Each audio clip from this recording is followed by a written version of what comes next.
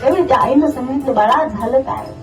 त्यावेळी त्या मुलीनं आईच्या डोळ्यामध्ये अश्रू पाहिले आणि त्या मुलीनं आईला सांगायला सुरुवात केली, आई तू तो नवरा पाहिला, तो मला मुलगा जो पाहून दिला ना, अगं तो व्यसनी आहे, व्यसन करतोय, दारू पितोय, वाईट संगतीला लागले आणि घरचेही अजिबात चांगले नाही ग. आई मी जाणार नाही त्या सासराला. त्यावेळी त्या 9 वारी साडी म्हणजे आईनं सांगावं, बाळा तू आंघोळ करून घे. मुलीनं आंघोळ केली, आईनं हातामध्ये कलवा घेतला आणि मुलगी आईच्या समोर बसली आणि आईनं केसामधला गुंता काढायला सुरुवात केली. ती आई त्या मुलीचा गुंता काढते बर का. ती गुंता काढणारी आई त्या मुलीला सांगते, बाळा माझं एक ऐकशील का गा? ती 9 वारी साडी मधली आई गुंता काढता काढता त्या मुलीला सांगते, ए बाळा माझं एक ऐक ना. काय ऐकू?